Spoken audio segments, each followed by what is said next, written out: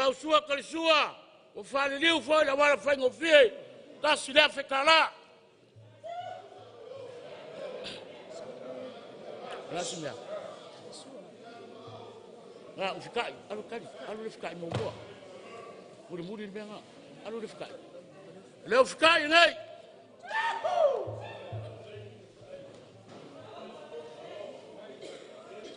Per kofa, esse kofa. Kasau. Kasau mai luma. Kasau.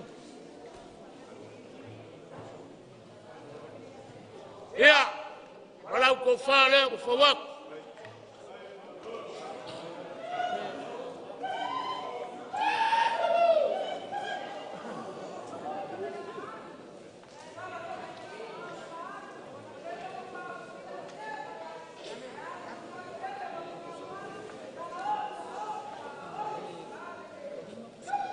kai ga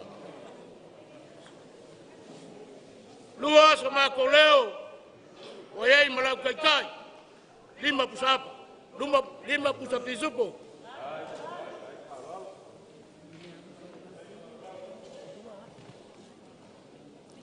ole me alofa pakele mo la fionga dua fe kala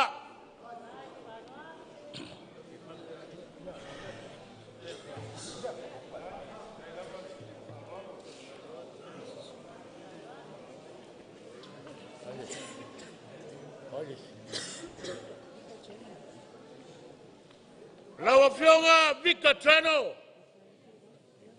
ya alomaya la fa kembali gai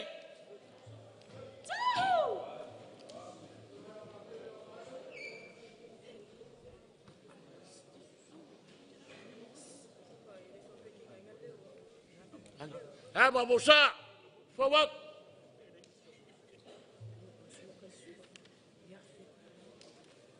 fa pe foi senanga bola sua kalsua se wala fa fa ngofie e fe kala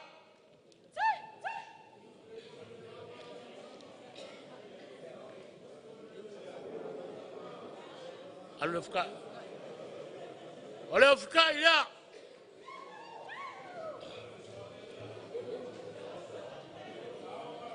Peli me barco fa mai kuru mai fa lava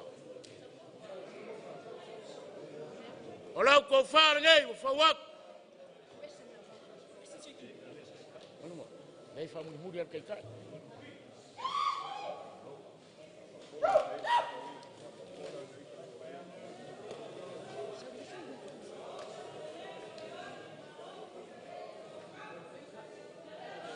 ya fa penga foi ka penga ai ngolua kai kai lima pusa pisupo mo la fioga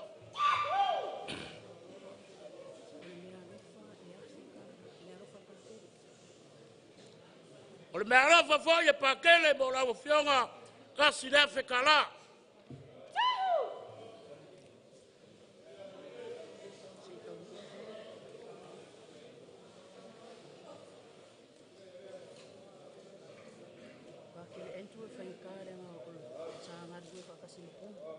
lagi ya.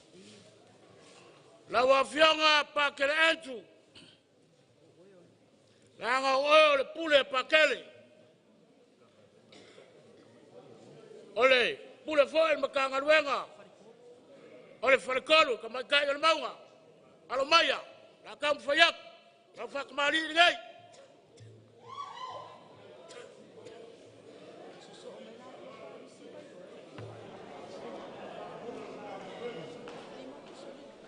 Dan semingala saw. Ya. Bawa ko mo yang mabusa.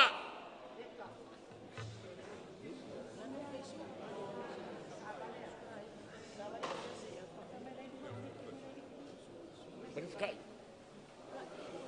Oh, berikut kan. Esa semua bela. Ini ya bela kopi. Kali. Kepenga foi ai ngalua fa fa ngofie la sua kalsua kasi la fetala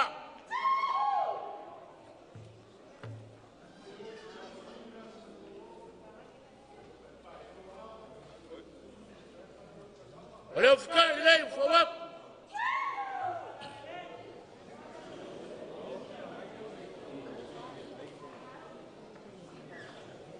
ole ile pa kelega la ko farge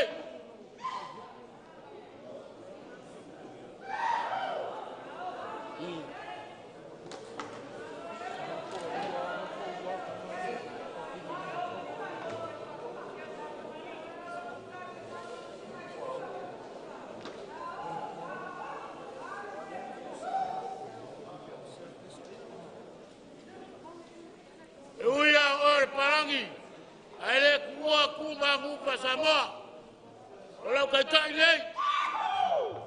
sa pisupo.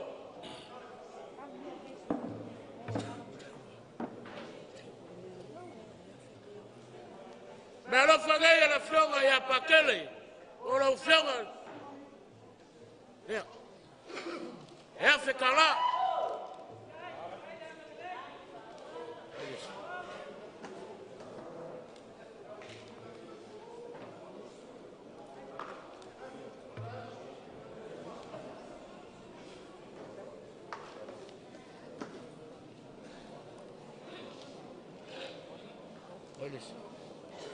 Le fa kongua lo ko paia vaku langka ko ke vai bangu vaku ko paia fa os kalanga mangai ya le fa lo ai fulu au pa kam fa ya ku fa lo longa pa pa ko pie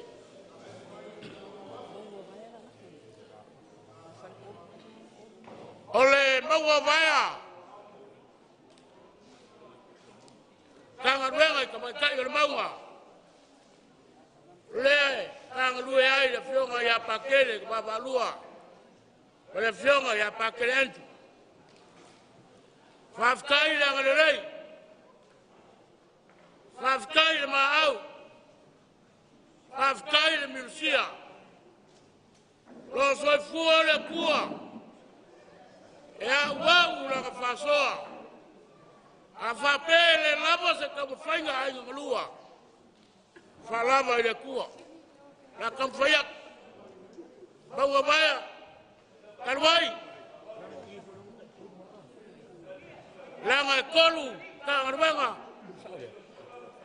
ya bawa baya ko fa kamari ya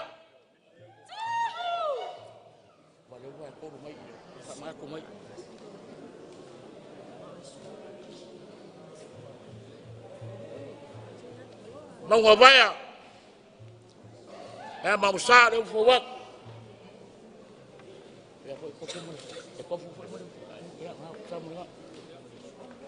Đấy, ở phía xuống. Phía xuống phải. Nó sẽ cạnh như thế này.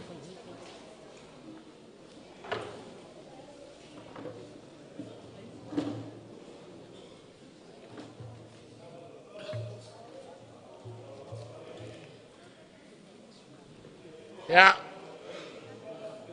malu luak. Mo fusia bangoi foi makau mafai le vai, mo bebila le aso. Ya mangaro yo winga ia o le olanga ngei. E poko ar kau kai ia ia lo ngasas.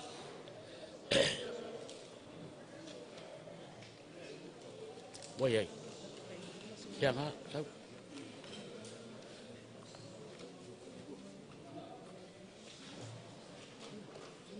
Oleh suak kali suak dia, ya di masalah.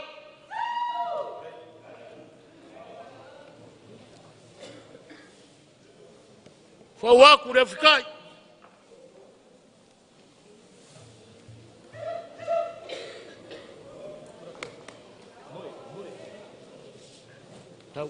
Tahu mai.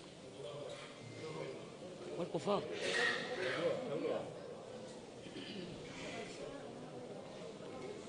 Olha o cofar, hein? Oi.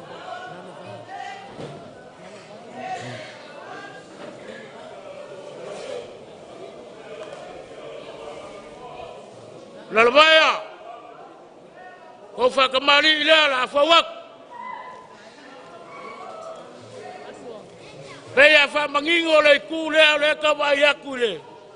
Oleh koru falsafa wala fanganga papa ngopie ko fufo ba fa kembali la le kam foyak la lo baya le la fawak la ko fa kembali ngai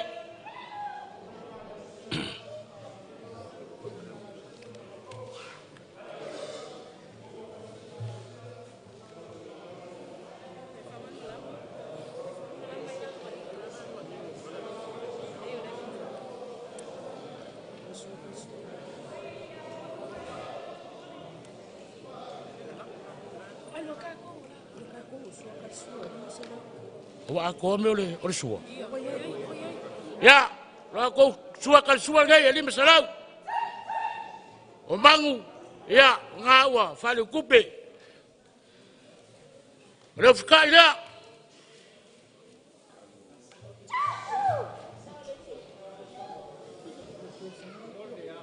Samuel Kofa. Ole. Palolonga umangai, yesi fatsanga ka wilalo baya. Ya lo Kofa lea.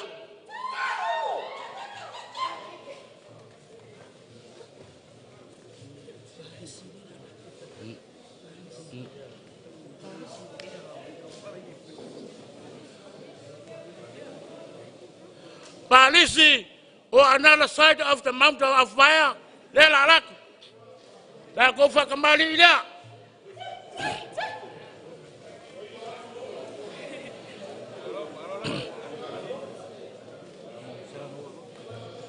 Hema Musa for work. May madifukai. Oi. Ya. Fa penga foi ko sua kalsua ili masalau.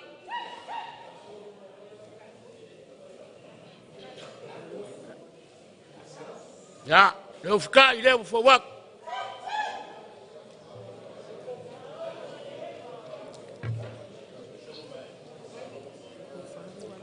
Ya, walau ko far ngai.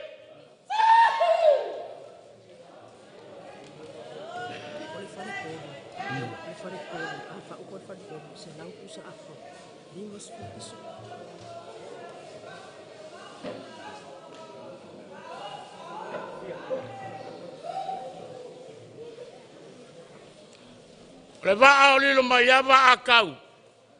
Ngalu le va vai le kolu. Alu alu foi le va. Mo koe kasi. Ia, o le foi la koe kasi o kou. O le ali pega la sa.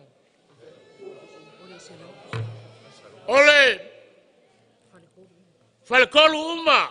Kamai kai o le maunga. Ila le vaya. Palisi. Se lau pusa apa. Lima se fulu pusa pisupu. Lo ko paoso.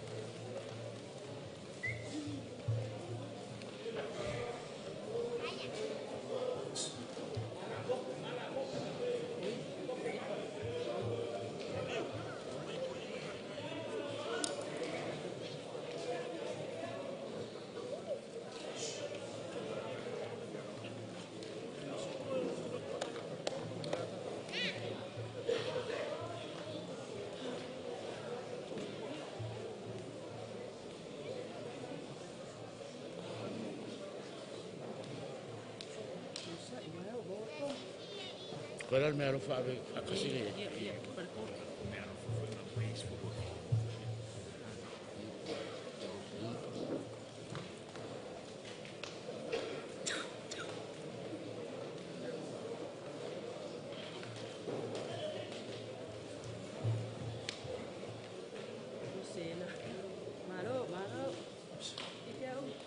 Kai uma kope. Mai roa ngai mo mori e fai kau koe pusa apa.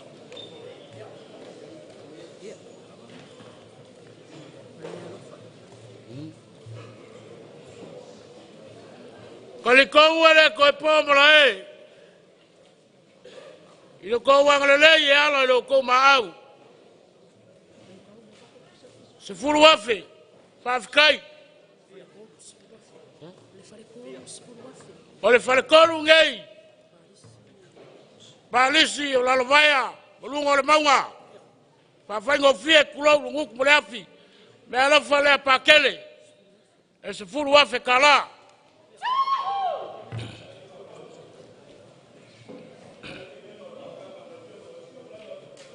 O e si la so.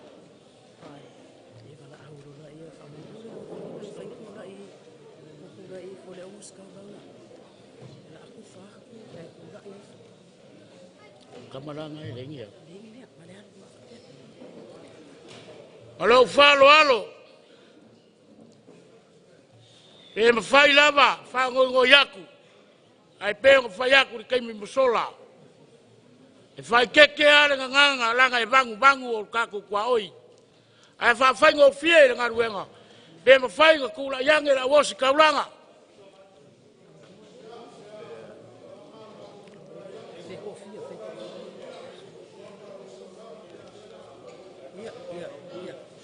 Ja. Hoi.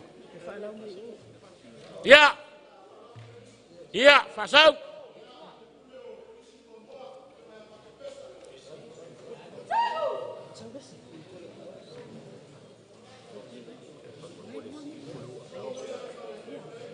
Si mai do au, fa un bole fa ngupie.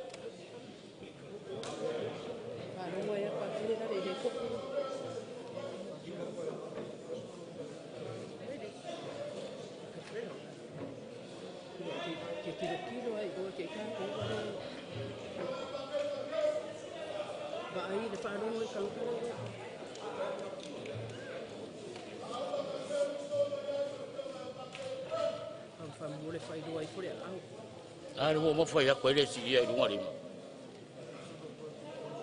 Ko salo a ko foi a foi quase fulo.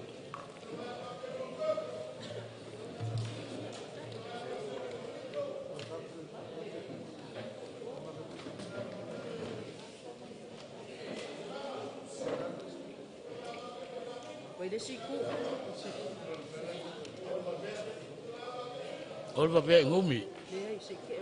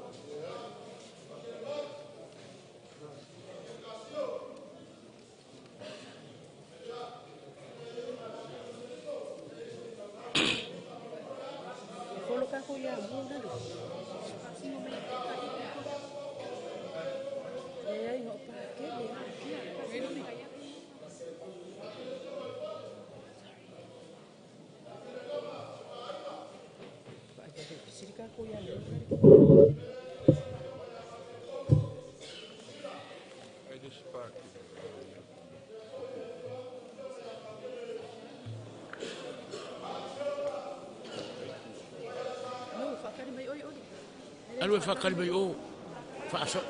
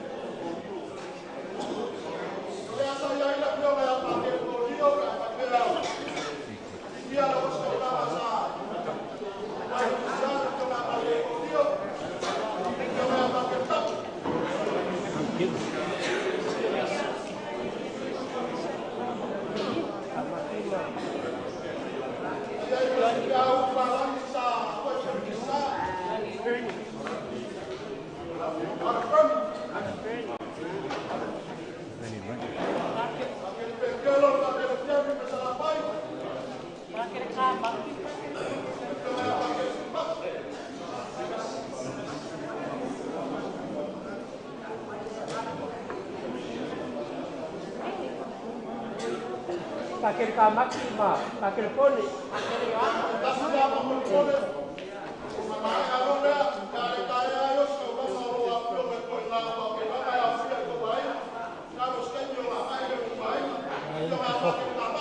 Ya, right?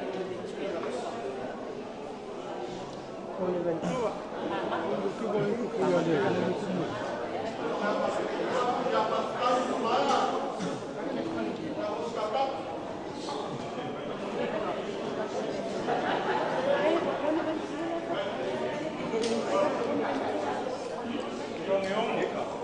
ngeo.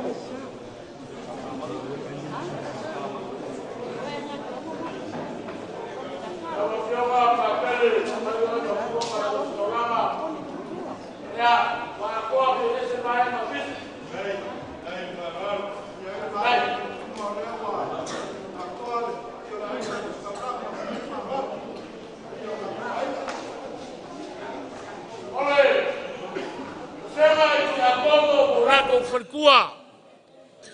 Wa mako wo se awala fa fai go fie. Ole, be alo falgei la fionga ya pakele pok fasio ngia. E luas furu pusa apa. Se furu pusa pisupo.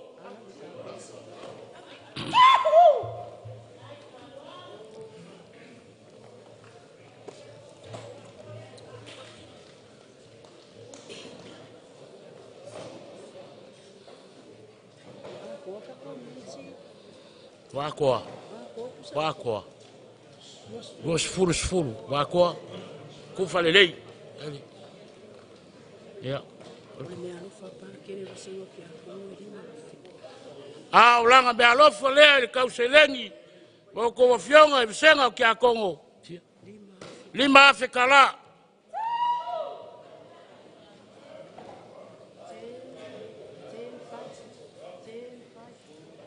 Wange sila so.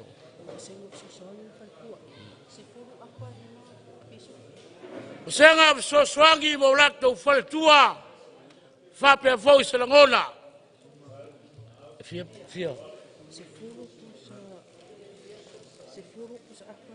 Se furu pusa apa? Lima pusa pisupo. Abe pai pai ai abe o fai do mai o.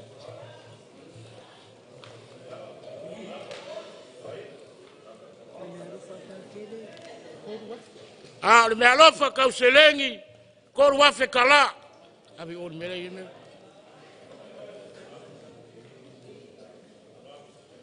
Oye.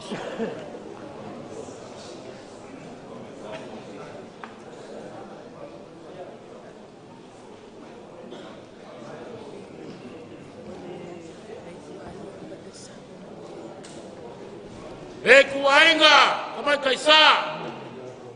Wako ko kulanga farpea. La kamfaya ko ainga ngalua. Oi. Sio. Le kuainga sio kaposa. Se furu pusa apa?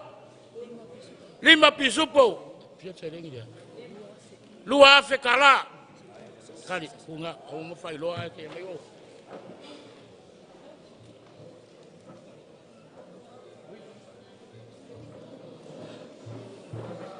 E fa malulu aku pea ko fa fonga mai le nganga. Langa wao umba papa kisole. Kaiki ko papa kisole be kukisi.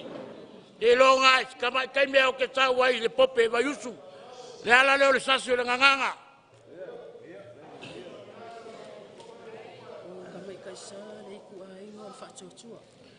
E kuainga sa ka ua fato tua. Siale. Tamatai sa. Le kuainga fato tua. Ibai kele. Vai osa. Ya mai rumah, ya fat. Ya fasa saya dia mai rumah. Koru pusa apa?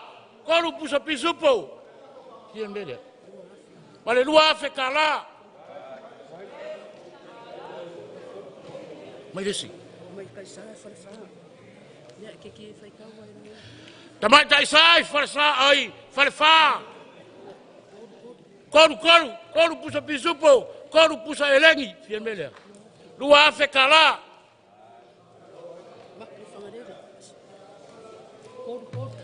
Le kuainga lamanga ko mai kaisa, le mapu ifangalele. Fape nga foi. Koru pusa pisupo. Koru pusa apa? Aleluia fekala.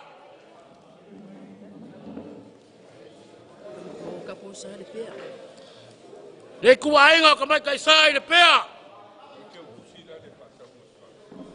Pai se me misi.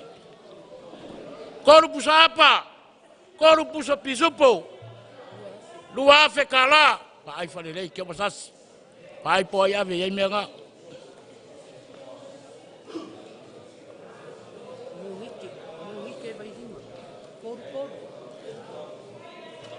Bongi ke vai lima. Koru pusa pisupo, koru pusa apa. Lua fe kala. E kau ko ngai fo la fionga pa kele. E so soangi mai fasingoangi. Samo sister in the world. Koru pusa pisupo, koru pusa elengi. 2000 tala. Mercy Sisters, Lemuenga. Oh. Mercy sister at Lemuenga. Koru pusa pisupo, koru pusa apa. Lua fe kala. Boleh sebentar. Okay. Kako mkanga venga, kakalo ya pa kere pula mkanga venga.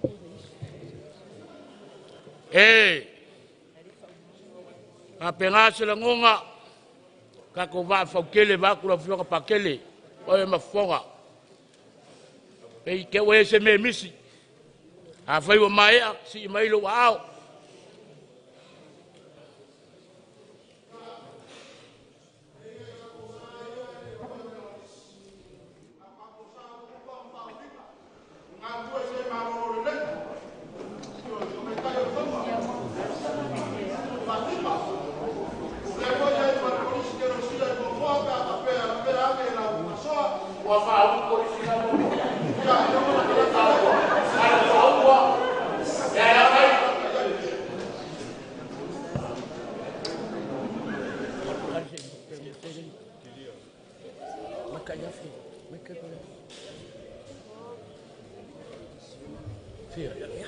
Okay. Oi lá vai lá. Oi lá. E feo. Kaposa yang ngaru dua ngai malolo lei. Kamfayaku. Koru pusa pisupo. Koru pusa apa? Malaya fekala. Oh mo ana ni kau mai.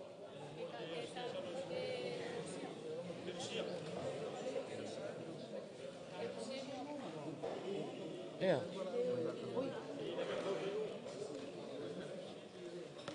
Olha só o falei com ele. Quando faz o maior, ele caiu em momora, fica para aquele.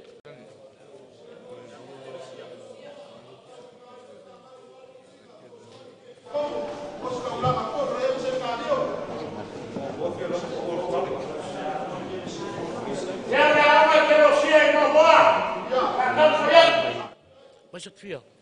Quando puxa pisupo, quando puxa apa, vai copiar. Ya. Ela ngonga le leo pa la ngai fu ya elima le la fa popo kula sidua. Cem kuarti. Ya me ngai sa sika ko me kasi te ni sawai.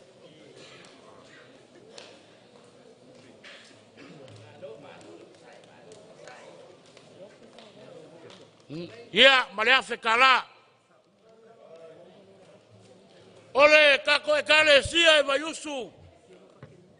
Lawa fionga pa kemika. Male mkanga ruenga male kale sia. Mae umai vayusu. Kako fai fungua. Mangai yang bau pesenga. Awo ko ayo ko maonga bola malea. Maftai. Iya. Kako fero ayo fungua. Ele fanga luinga ko ngaruenga. Ya, perkongu.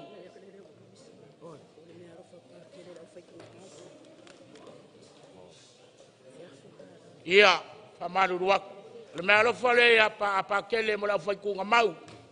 Siembe. Ya fekala. Me alo fa pa kele mo ho. El malo de kako kale sia, siembe. Duafe.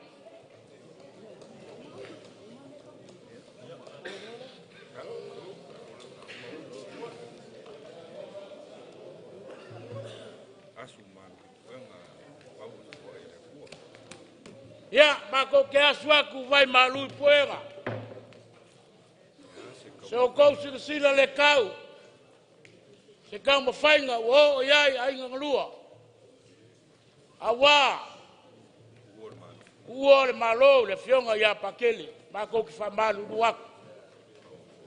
Ai mako kalkongu. Ako yoe, mako whamaongi. O ko wanganga fia. O fonga fo i langi, ka ulanga osi, ringa yaso. Bawa sa mea, wo iai ni mwhai. A ringa yaso. A kuwa marfua. Ia mamao ngi langi ia kwa ka falu. Ia ngā solo ngi au lea. O wage por ngupe kor kibu. A fua mai, kamao le pureanga. Le ngofo i kuwa inga. Bako ko wafionga yosi kaulanga. Fionga ya pakele. Fionga kia kongo. Sunga i fiso swangi mo lako whalikua. Ai whapefo le po ia mo le loa o le kalesia. Po le puleanga. Whafika kele mo le yaso. Liu le vau sigaf kulua. Ai au ya inga lua. E fua mai. Kama nupe falele. Po kama whasau le langi le gei kua le ainga. Bako fo le loa. Ionga kulanga whalpea.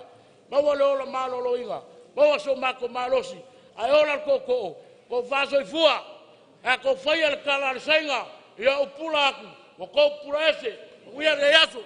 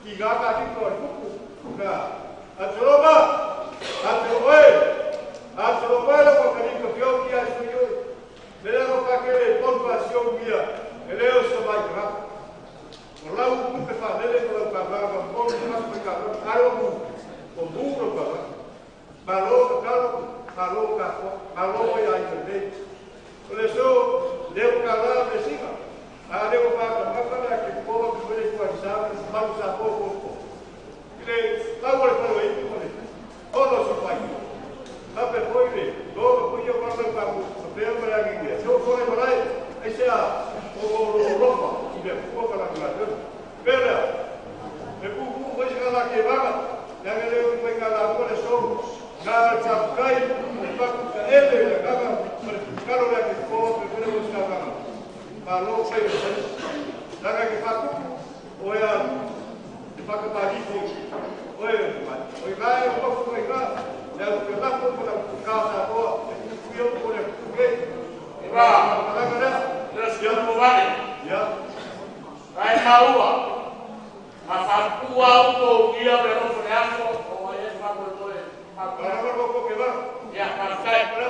Olo, kasto. Ora kule. Mara la.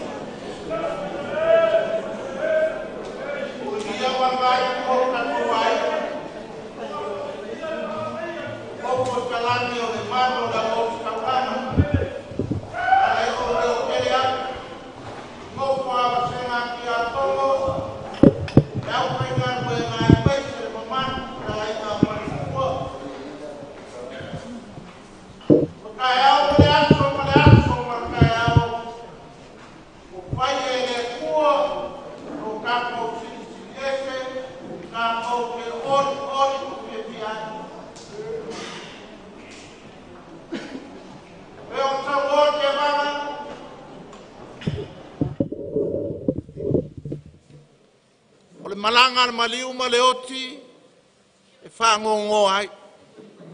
Au ki unga makanga o ngei asu. O se aso o kākou oli ma fia fia. Lele u koe foi ko lupe whalele. Sa pa kia pa kai makanga luenga e fia. A leo koe maile whaalo alo. Ulungia o whakarunga, whakalalo, whakaonga kong. O kau sua lapa uka ma lapa kai, ai meise le lapa malosi o le onga kong. O ese a le whaalongo anga ngei pango le asu. Ai se a, pe on sa ngo ke vanga o ki unga whakup, e masangi ai ale ai inga whakup. Ia. E le o ola ukala ele. Mea ngā whale upolua umanga saungoa ke vanga e. Kusa fola pe upo le. Ulungia ma ke vanga. Ia le au soa ape a whai upo le kungu. Ala ua ukala. A wha urso soangi maliki a kongo ma le o skaulanga. O mea fo inge e whai. E kau ma mawhare pule anga. Ionga i kukingo. A whai foi la e peila al malanga al maliu male o ki o meange. Le la ver maliu o pakele poni o whai eise a ngā wawakaunga ku ungi me.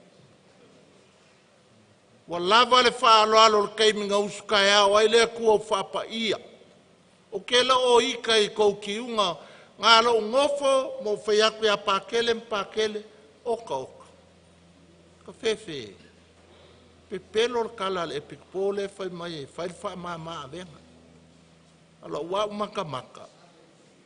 Nga o ka ko em fai nga ka ko. Ale wa ma nga o poni kulou le afioga ia pakele lau ka oko mai le ele ma le fangua wa kakala e foi maka o le ngai ka mai aki e pikopo kalo fai o lungia ma le ngai kua le ainga i ki unga wa ova lava wa ova i lunga le leinga le ko ma au ma le milmilusia e mimikai mako e whaafikai mako ai kau fo inga mako au ki kilo i kulangi ia po o mo i ngai mea ia mako ke lo whako o ko wha malo ke wha alo ele ma au ma le milmilusia a wau ngale ka kalai maka o ka mai e piko pole ka unga whaise se whainga fōu whaise wha amama avenga nga wha u male au ki a kongo male au o skaulanga nga kau mawha a whai lai koe maliu le ki a kongo male ola e ngofo ai ka lapu le pule anga i kama wha ngau e whaia le kofi le o le pakele o le ki a kongo o le fsoswanga wa lava le ma au ngā male whainga kaulanga a inga. Ai a ofa le maliu male oki, wa koe ovo le whainga kaulanga. O lau whesiri, o sa o le kako fua le fua. Ai mine laki ale epiku po e sau, o le whaapupuku mau keu kusi mo sanga ele mpopau. E kau whaanga o whai keke. Nga whaila o kalai oi. E nga mai e mare whaila o kusi. Le kalo le ngafai, ele koe walau dia ue, e re malo e whaingi kala. Nga whai e lau kala lea. O lesi lima, o le polokiki, o lesi lima, o le au whailoko. Piko i amu i a mako, le au whailoko, ma le au polokiki. E sau ele me lea. E whesili la o le whailoko. O sa ola o mele fai. Wa loke e loa. E lua o ke kusi. O pa e suru afe. Ai wha afea ngai kangaka. Ai wha afea ngai kura ka ai ngaurungia. O ke leo wa aia se pisi ngisi kai o iai Hulingia and Sons Company Limited. Ia. E leo se oke ngā le wha asoa o mawhau a ngofo mamaka maka i ki unga. Oka wa ova. Whafkai ulungia ma ngai kua le ainga. O kou whaia lava me silisili e koe aluaku alifulu au ia o kou i mele leu kou whaia. Ia ale a ole pule anga. Le ngofo a kofi o le awos kaulanga ki a kongo msosoanga. La mako oi whaasoa ma kou mea ia. Whaasoa ma le fia fia. O lau papolenga e iengi ka lange o ngei mea. O lau lui ngā mō mākou e lo whai akuru ngaiku. O lo ke whai mō mākou. Wha mole ia kulou ngaiku o kako ainga. Wha mole kako ke wheloa i sala whai le aso whā. Aso lua o Februari. I taun posko le ola le a onga. A inga sila whai ai ka ke wheloa i Jesu tam me mea o. I le aso ongo. Ia, a le o muek le nga whai. O le ase me ke whaia, o le ase me o ke whaia, wha mama a venga ele kako fō launga wha katoliko. Ia, au a fo ele kenga ia kou fingalo e lau kala le whai, o ule whai o ke alofa. Le la wa ule fia vave o kinge. La le umanga kongi ai kala fo le mako a inga ele. Le wha ungo le pikpo. A vave o kinge, longo inga e whai pui pui ka kolma la nga oi lo e whai inga i mea. Me ngā lo ke pala ai ei au ia. E le ai ase se o alala mai i e mau osonga a inga. O la ulu inga i a kako. E ma whai inga kako whai. Whapa u lalo le fua. E aro lo whai ave ka mai ki a onga ma ave skolasipi. Ai kau kipi lalo le kako me le whai. Ia. Whai a ma le wha alo alo. Aua le ika se se a o kakalo po mo ia o kala i e whai. Ia whātasi le liba o tau. Ia whāmanuia mai le atua e ona le mana uma, le tama, le alo, ma le anganga pa ia. Wa iu le tātou maftanga, manuia le whai ngā malanga pa teleponi, manuia foi tātou uma, whaawau pele fōlaunga, le suafa o Iesu. Amen.